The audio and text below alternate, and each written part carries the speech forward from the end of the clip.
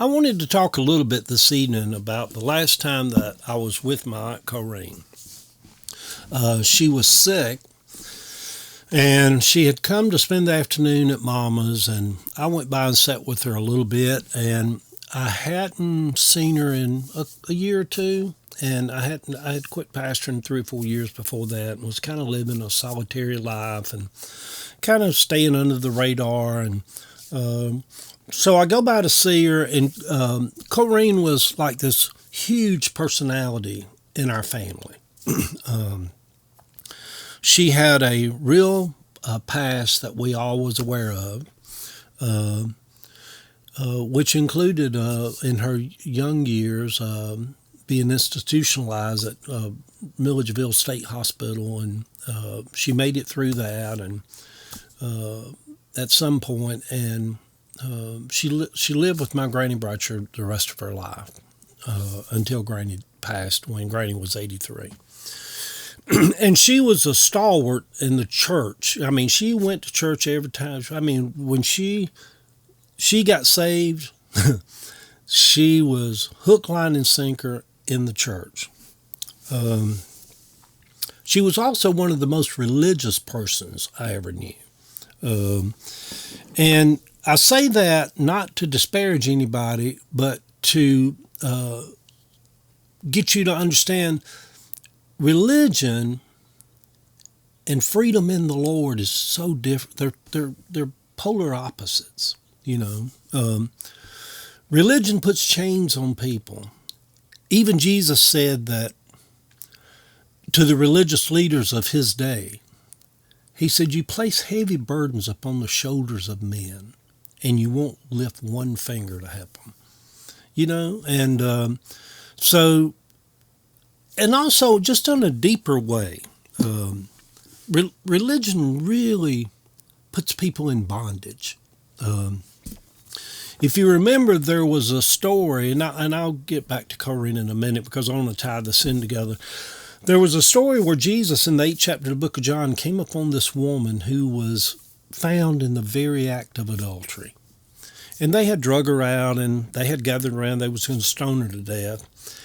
And the thing about that story that always gets me, it's not so much what Jesus wrote in the sand, or the famous saying of Jesus that he was without the first stone, he without sin, let him cast the first stone. The thing I notice now, when I hear that story, I don't hear any of that, what Jesus said about, he that's without sin, let him cast the first stone, or what he might have scribbled in the spittle to make other people kind of back down. What I started out with was how barbaric the law was. How barbaric it is nowadays when women are stoned to death in Afghanistan and Iran and Saudi Arabia. They said that was God's law. That's creepy. That's just creepy. I don't care whether you read that in Genesis or Deuteronomy or Exodus or the Kite Runner, the book that I love so much, and they did some of that in. It's just god awful, just god awful. So that's the first thing. But Jesus had encountered a bunch of religious-minded people when he walked on earth in this 8th chapter of the book of John.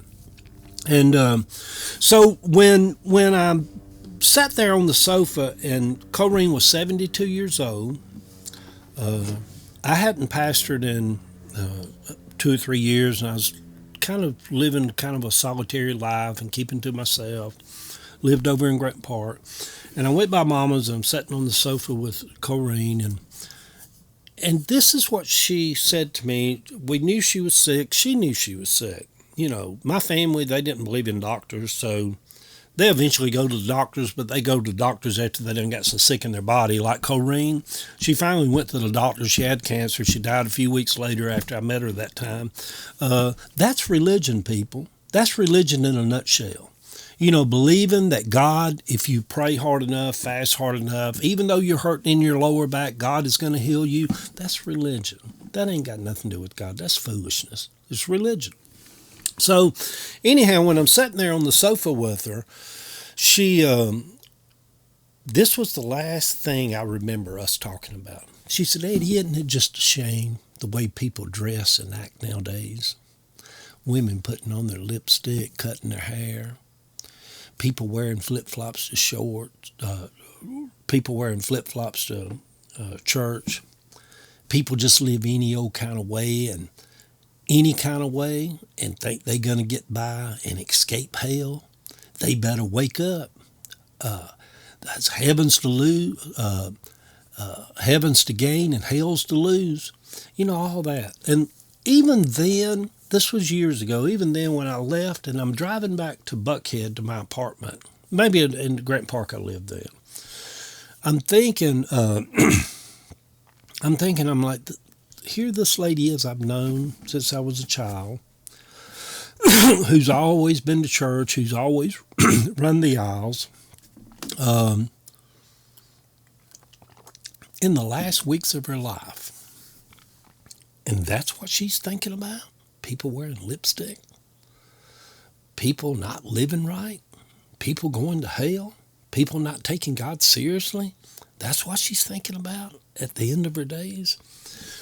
And I say that not to disparage her because it's very common among apostolic, Pentecostal, holiness people. They're so worried about what other people are doing. You know, they're so worried about what other people are doing. You know, are other people gay? Are other people not right? Are other people this? I was raised up in all that. You know, it's a lot of religious malarkey. To borrow President Biden's favorite word, malarkey. So anyhow, when Jesus, he came up against these people that was stoning this woman to death, and I don't get into Bible stories and all like that. So I'm just saying that's barbaric. That's where I'll leave that at. That's barbaric. You know, Jesus should have said, "Y'all people are crazy." but but anyhow, they confront him later on in that same chapter, and he's like, he told them, he said, "You have neither known God, and you don't know the voice of God. You have neither known God, and you don't know the voice of God." And one of them spoke up and said, "We have Abraham, our father. You know, Abraham is our father." And then he makes this point. He said, "We have never been in bondage." They were good at putting other people in bondage. They were good at putting other nations in bondage. They were good at putting the Philistines in bondage, the Samaritans in bondage. They were good at putting other people in bondage, but they declared themselves, "We have never been in bondage." Here's the analogy I'll make with that. They were in bondage. They were absolutely in bondage. They were in big time bondage. There's an analogy here between denominations, and whether you're Catholic, whether you're holiness, whether you're Pentecostal, whether you're Baptist, whether you whatever. There's something about that system of religion, even though you declare you've been set free by the Son and you're free indeed, as long as you're in that, under that umbrella, you're in bondage just like those people that Jesus encountered. You just might not know you're in bondage, but you're obviously in bondage. So anyway, thanks for tuning in this evening. I hope everything's going well with you. Our spiritual journey, the thing I love about being 65 now, I've had a beginning of life, I've lived through a middle of life, and now I'm living in the fourth quarter of life, toward the end of life. And although I'm declaring that I'm going to live a lot longer than this, I'm going to have a long ending of life. The thing about living this long, you have time for a lot of reflection. And you have time to come clean with God. Some of you that might listen to this even years after I'm gone, when you come clean with who you are, how you are, where you are, when you get to know you, I mean, really, quit running from you. Get to know you. In the getting to know you is the place you'll find God. That's where God resides. God bless y'all. Good night. Have a good rest of the week.